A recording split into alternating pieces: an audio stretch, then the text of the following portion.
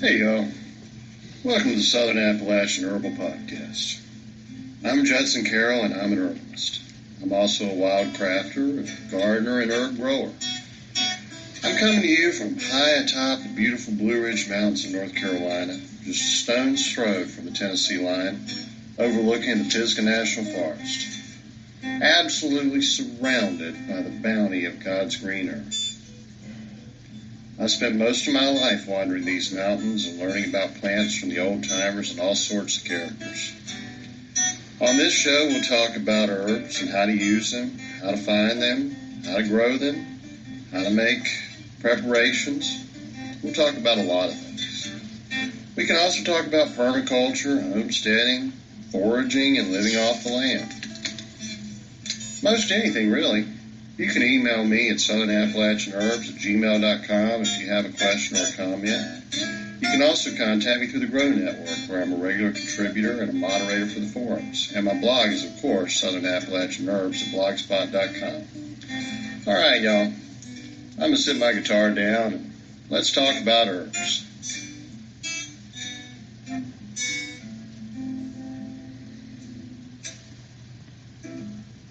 Hey y'all, welcome to this week's show. It's a beautiful, crisp, cool morning here in North Carolina, and I am just enjoying some of the first fruits of spring. It's still way too cold around here for me to think about growing much of anything. It's Our last frost date is somewhere around May 8th. It can be around May 8th to May 12th, a few days earlier, a few days later, just kind of depending on the year and how it's going. But right now, it's actually pretty dang chilly, so there's not a lot coming up.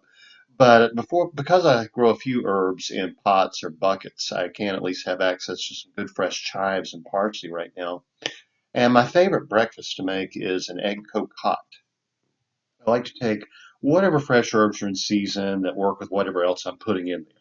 And usually what goes in there depends on what I had for supper the night before. If I have some leftover salmon and maybe some asparagus tips, I'll just take a little teaspoonful or tablespoonful of those ingredients and put them in a buttered ramekin, crack an egg over there, a little salt and pepper, sit it in a pot with maybe 2 to 3 inches of simmering water, and put the lid on and let it go about 5 minutes.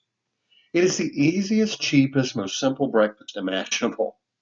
I love to put fresh herbs in there, like I said, whatever I've got. Today, I had some wonderful fresh green beans that have come into the local produce section from a farmer a little further south. They were delicious, just cooked up very simply with some butter and olive oil last night, a little bit of garlic. So, just like I said, a spoonful of the chopped fresh vegetable in the bottom of that ramekin. I added a little bit of cheddar cheese. It was optional. This breakfast is so good because it allows me to eat seasonally. Whatever is in season. If it's tomatoes and basil, I can put them in there with an egg. You can do it to your own taste. I like my eggs on the soft side. I'm not a raw egg guy, and I'm not an overcooked egg guy. I like this, nice custardy kind of soft egg texture. I always break the yolk because I don't like an intact yolk that's just going to run all over the place. For me, it's about 5 to 6 minutes. It really depends on altitude. The higher you go, the lower temperature your water will boil. So for me, it's about 5 to 6 minutes. For you, as few minutes as 4 or as many as 10. I have no idea. It's just up to your own individual taste. But I'm telling you, a breakfast like that with a piece of homemade sourdough toast is like the breakfast of champions as far as I'm concerned. A good cup of coffee. And I think it's really important to eat seasonally. I think that's really key to our health. What's coming in, what's fresh, what hasn't traveled 10,000 miles before it gets to our table really makes a big difference, in my opinion, in keeping us healthy and vibrant, full of life. The fresh food, fresh from the garden, wild foods, fresh from the woods, fresh produce and meats and fish are vibrant. They have vitality to them. And I think that really is a reason for a lot of the disease and people dying at younger ages in our country than did in previous generations is because so much of our food is just preserved and dead food. It's stored food or it's shipped in from 10,000 miles away and just made to look real nice before we buy it in the store. I read recently the average American has cereal for breakfast as if they were 5 years old. Cold breakfast cereal, loaded with sugar. and we wonder why everybody has diabetes these days. My egg cocotte maybe cost me 20 cents, and that would really be stretching it. If I had a backyard flock of chickens right now, which I don't because I have to I have to put up some barriers against the packs of coyotes and the bears around here before I can consider having chickens again. Every fall the bears get very active around here. We have a ton of bears. They go around and they dig up all the beehives. They'll come and rub their backs against the side of the house, and it feels like there's an earthquake going on. I mean, these can be 400-pound plus animals. They're really pretty massive and can be very dangerous if you don't pay them the respect they're due. And there are a lot of them. There are a lot of them. My area is famous for the bears and the old timers bear hunting around here. And so it's a wonderful asset. I mean, bear hunting can put hundreds of pounds of meat in the freezer in a very short period of time. And it's very good meat, too, if it's handled properly. Most people who say they don't like bear meat have had meat that was improperly handled in the field. Bear meat that was properly handled in the field with respect that the animals do is somewhere between beef and pork, and it's it's really nice. But we have bears, awesome. We have coyotes, tons of them. I mean, I have literally been chased and encircled by a pack of more than 30 coyotes one evening coming in late from a hike, and I had not had a pistol on me. I'd have been in very big trouble indeed. So, chickens around here can be a little iffy. A whole lot more chain link fencing and just try to figure out something because, fresh eggs are wonderful. And if I was using fresh eggs from a backyard flock, this would essentially have been a free breakfast, especially if I was getting, the herbs. Well, the herbs were free to me. If I was getting the vegetables fresh from the garden, the only thing I would have paid for would have been a fraction of a little stick of butter. I don't have the room right now for a dairy animal. And again, I've got the issues with bears and coyotes. So until I can get that figured out, I'm a little limited on my livestock options right now. I have to keep a few guineas around. You either love guinea fowl or you hate them, okay? They're loud, they're obnoxious, they're not very bright, but they're an excellent alarm system. They will tell you if anything comes on your property or if you parked your vehicle 2 feet to the right of where you parked it last time, they will just pitch a fit. Anything that changes, they just start screaming their heads off. But they kill mice, they kill snakes. They will deter predators coming onto your property as well. Guineas are just excellent little guard dogs. That's very tasty. Used to be people would come back from Italy raving about the chicken parmesan they'd eaten. The reason it was so good is it wasn't chicken parm, it was guinea parm, but it was labeled as chicken parm. Our labeling issues now and people's eating habits have made their chicken not that much different than our chicken now, but still guinea fowl is superior to chicken in my opinion because it's all dark meat. But I happen to like dark meat. I'm just saying if I had to choose between a cold bowl of cereal and an eggs cocotte with fresh herbs and fresh vegetables, I would take the egg any day, especially with a nice piece of sourdough bread. And that's a meal that takes about 5 to 10 minutes to make. So anybody can make it on any strict schedule. Maybe cost 20 cents at most and could cost as little as, oh, I don't know, a sixth of a penny if all I was paying for was the butter. 1/6 of 1 cent. And it's real fresh, vibrant food and it's seasonal. I mean, you're not going to get that from a fast food restaurant. I mean, you're going to spend a fortune and eat something that probably gives you cancer. So that's my little dietary tip for the day. That's my cooking tip. Eggs cocotte are so easy. And if you're cooking for a family, all you need is a few ramekins, a few eggs, some herbs and a pair of scissors to clip them, and some leftovers from the night before. And literally anything you can think of can go into this egg scoop pot. Sometimes I just do chives and cheddar. Sometimes I'll do a little dill. Actually, sardines are pretty awesome in there with a little bit of dill. Believe it or not, just like a half of a sardine, a little bit of dill. You'd think, I don't want that for breakfast. It's actually really good. Or, fresh tomato and basil, feta cheese, absolutely amazing. Anything you want to put with feta cheese, just use that egg as a base. And if you're cooking for a family, you can you get a larger pot, of course, but the same amount of water. I mean, 2 or 3, maybe 2 inches, no more than 3 in the bottom. You can put 5 or 6 ramekins with one egg, if you have a real big eater, 2 eggs apiece, right? In these ramekins with just a teaspoonful of ingredients. Put the lid on, and everybody's eating in less than 10 minutes. You'll save a fortune, and you're going to be a lot healthier. And if you need more instructions on how to do it, just look on YouTube. I mean, Jacques Pepin was an egg cocotte fanatic. He probably featured the egg cocotte in 5 or 6 different episodes of his show throughout his career. I know Justin Wilson was a big egg cocotte guy. He did a whole episode on him. He did like a whole dozen eggs, a whole carton of eggs as individual egg cocottes. And what he liked to do was put in them different liqueurs. He liked to put a little creme de menthe in one. He liked to put a little drambuie in one. That was the way his taste ran toward the sweet exotic liquors. So, you can get really creative with them, super creative with them. A little sausage goes in there, whatever you got. Little, if you like steak and eggs when you go to the diner, just a little leftover steak from the night before, even with a little steak sauce on it. I mean, that's really good too. Cooked in there with that egg, it's just so good. Anyway, great way to use herbs, great way to incorporate herbs into our diet, eat seasonally, and eat fresh. So today's show, I wanted to get into a chapter from my new book, The Encyclopedia of Bitter Medicinal Herbs. And I think this is one of the most fascinating herbs, especially in terms of history. I've told you many times, late herbalist Michael Moore always talked about yarfas, yet another rose family astringent, as if they were all interchangeable and had no qualities other than making one preferable for another. Well, I disagree strongly with him on that point.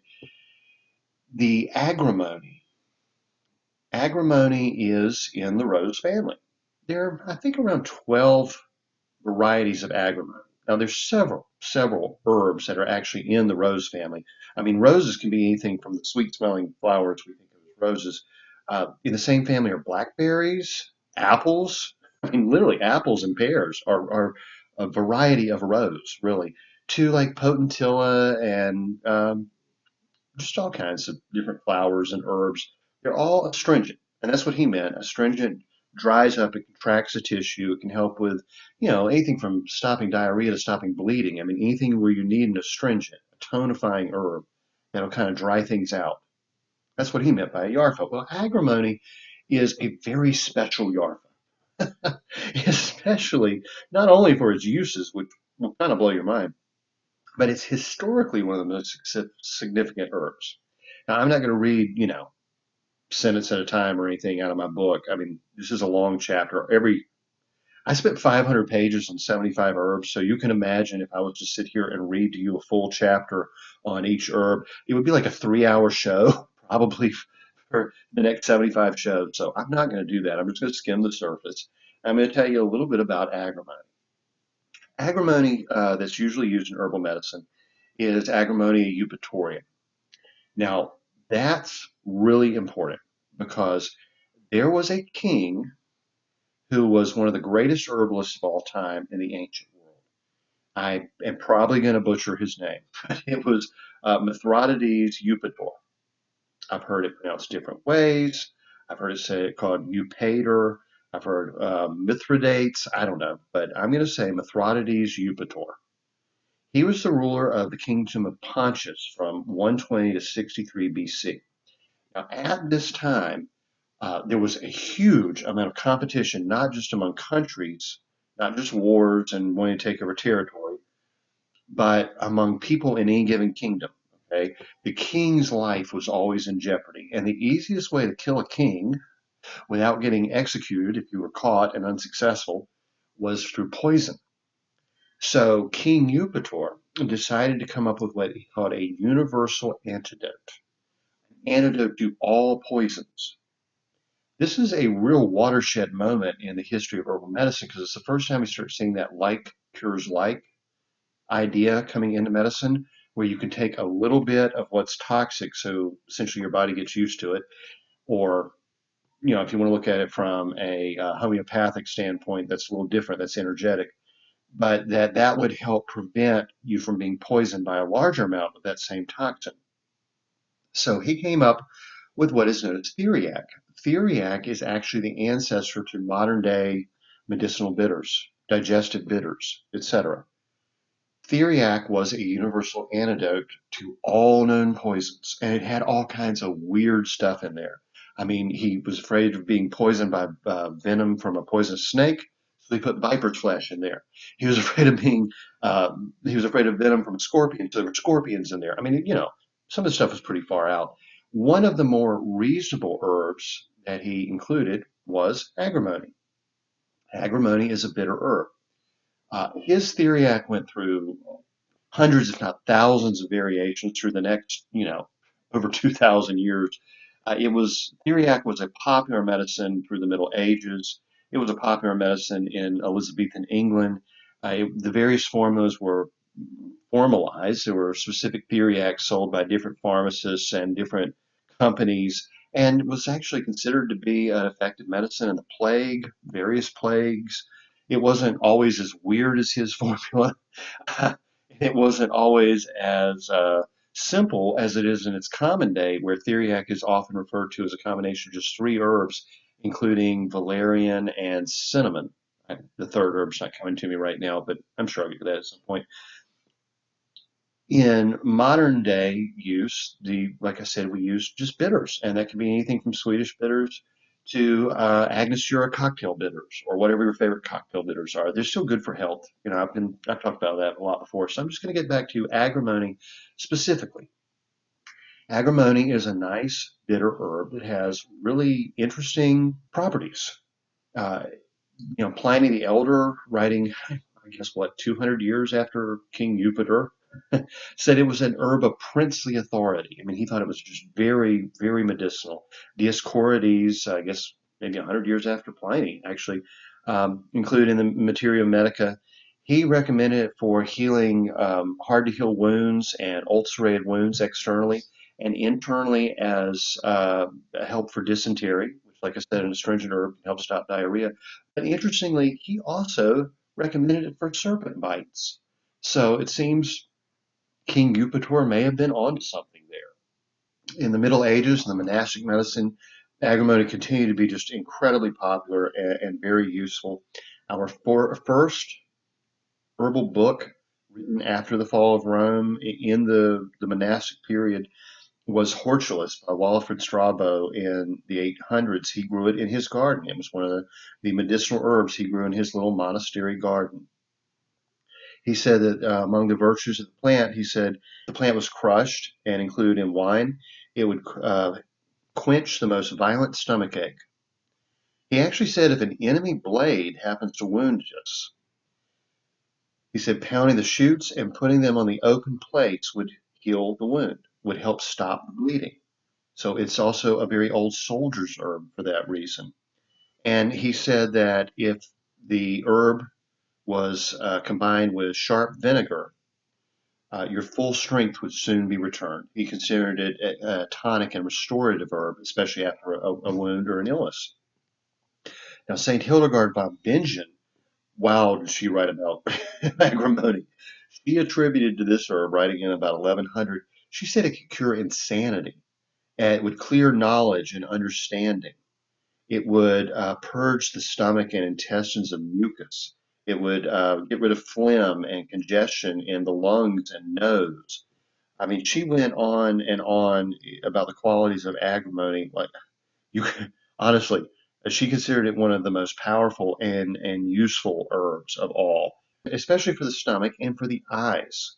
She said that agrimony pounded in a mortar, crushed and placed over the eyes at night, being very careful that the juice not enter the eye, but just be on the eyelids like a poultice, would clear the eyesight and actually get rid of fogginess, which would have been like cataracts. Really interesting use. It continued, I mean, through the monastic medicine into German folk medicine, through that transition. Brother Aloysius, who was Father Nape's, I guess you say protege, said that it was an astringent, good for the liver and the spleen, good for abdominal blockage, laryngitis, mild mouth ulceration, sore throat, swollen tonsils, chronic rheumatism, heavy bleeding, weakness of the digestive organs, blood spitting, bedwetting, urinary incontinence, cold urine, blocking and weakness of the liver, consumption, that's tuberculosis, skin complaints, gravel, that's, like kidney stones and such, intestinal weakness, dropsy, which is fluid retention, renal colic, dysentery, hematuria, prolonged fever, flatulence, leukorrhea, ulcers of the bladder, sprains, and dislocations. Now, if that isn't a useful herb, I don't know what is. Miss Grieve, who was a great herbalist in England in the 1930s, she found uses for agrimony in old English manuscripts, old herbals going back a very long time. One of them said, if it be laid under a man's head, I'm trying to get the old English pronunciation, I'm not very good at, She said, if it be laid under a man's head, he shall sleepen as if he were dead. He shall never dread ne waken, till fro under his head it be taken. So it's an interesting little rhyme about the humble agrimony again. Gerard, writing in 1597, said that a decoction of the leaves of agrimony is good for them that have naughty livers. Now, that's an interesting statement in itself, isn't it? Have you ever had a naughty liver? But he also said it's good for blood in the urine and diseases of the kidneys. He said the seed being drunk in wine helps the bloody flux. That's bloody diarrhea, by the way. He added that Dioscorides said it was a remedy for them that have bad livers and bitten by serpents. He said the leaves being stamped with old swine's grease applied closeth up ulcers that be hardly healed. Okay, again, he's talking about hard to heal wounds, ulcerated wounds. He said agrimony boiled in wine and drunk helps hepatic fluxes in old people. 1600s, about 100 years later, Culpeper said that it was good for sore legs that could be cured by bathing in a decoction of it. He said it has a cleansing and cutting faculty without any manifest heat. It is moderately drying and binding. Again, he's talking about its astringent properties. He said it openeth and cleanseth the liver, helps with jaundice, and is very beneficial to the bowels, healing all inward wounds, bruises, hurts, and distempers.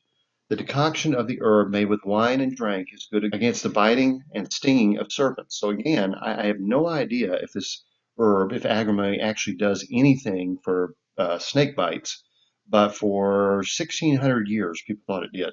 So definitely worth looking into. And he says it helps them that have foul or troubled or bloody water, and causes them to make water clear and speedily. It also helpeth the colic, cleanseth the breath, and relieves the cough. He said it was good for especially tertian fevers. Those were fevers related to malaria, but it does seem to have some fever reducing or diaphoretic properties. He said the leaves taken in wine stay the bloody flux, outwardly applied being stamped with swine's grease, help old sores. We see that over and over again. He said it was so astringent it could help draw forth splinters. It could tighten the tissue and actually push a splinter out, or even a nail, any such thing that has gotten into the flesh, he said. He said it helps strengthen the members if they be out of joint, being bruised and applied, or the juice dropped in it, helpeth foul and imposthumed ears. Now, what that means is he's saying if you have dislocated a joint, if you had a bad sprain and the area was swollen, the astringent quality of agrimony bathed in that area would pull the tissue down. It would reduce the swelling and tighten that tissue. And especially with a dislocation, it would help keep it in place, essentially, and would reduce that swelling and a lot of the pain associated with it, the inflammation. And then the juice droppeth in foul and imposthumed ears. He's essentially saying a juice of agrimony will help with ear infections. So if we get through all that flowery Elizabethan English, we can find that this herb has some really practical uses. And interestingly, the use of agrimony was also well known in Irish herbal medicine. John Kehoe wrote a book. It was called the Ibericum Universalis, something like that. It was reissued a few decades ago as an Irish herbal. It was actually written in 1735. He said agrimony opens obstructions of the liver and wonderfully strengthens it. It purifies the blood and is good against the strangury, the pissing of blood, and the seeds taken in claret is powerfully good against the bloody flux. The leaves powdered with hog's lard heal old wounds. We see this again and again. The leaves bruised and used in a plaster made with the yolk of an egg, flour, and honey can be applied to a cut or a gall after riding. People, rode horses all the time, and they get, bad blisters, bad sore spots, and this was used to reduce the inflammation, the swelling. Miss Grieve, we come back to her, writing in the 30s. She went on at such length about agrimony. I won't get into even a fraction of all she said, but she mentioned it being a popular herb in the time of Chaucer. It was used with mugwort and vinegar for a bad back and all wounds. Again, we're looking at its astringent properties as pulling that inflammation out, tightening that tissue up, soothing and easing it. Gargled with it. She said relaxed the throat and was helpful for infection, but also cleared the voice. She said the specific medicinal actions were astringent, tonic, and diuretic. She said agrimony has a great reputation for curing jaundice and other liver complaints. She said agrimony was very useful against skin eruptions and diseases of the blood, pimples, blotches, etc. So, as you can see, this herb from the time of an ancient king who was essentially one of the founding figures of herbal medicine has been popular and used essentially throughout Europe. It was brought to America, found very useful by our early American herbalists. It's been used just as a liver tonic, as a wound healer, in various complaints by people just for hundreds of years. In fact, it was so popular when brought to America that people planted it out and used it commonly that it's actually become considered by some to be an invasive weed. One nice thing about agrimony is you can grow it in your garden, and it is actually a very pretty plant. I mean, if you have an herb garden or an ornamental garden, agrimony is one you might want to consider having in there. It's just a pretty flower. But it can be found growing wild almost throughout North America. If you learn to identify this plant and look for it, it's got these yellow flowers that grow in spikes. You'll be driving down the side of the road and you look, oh, there's a yellow flower. Oh, hey, that's agrimony. There's several plants like that, but agrimony was so popular in early America that it just went everywhere. It is so popular and was thought to be so useful that it's one of about 3 or 4 herbs that have been called all heal or heal all. There are several herbs in that are called that. This is one of those chief herbs that for well over 2,000 years has been found useful by herbalists throughout Europe and into the Americas and who knows how far beyond. So this is one you can probably get out and find for free. And if you can't find it, just, get some seeds and get it going in your garden. You're not going to regret having this one around. Y'all have a wonderful week. I'll talk to you next time. And if you got any good recipe ideas for what I might include in my next egg cocotte, let me know. And otherwise, give mine a try, see what you think, and have a good one. The information in this podcast is not intended to diagnose or treat any disease or condition. Nothing I say or write has been evaluated or approved by the FDA. I'm not a doctor.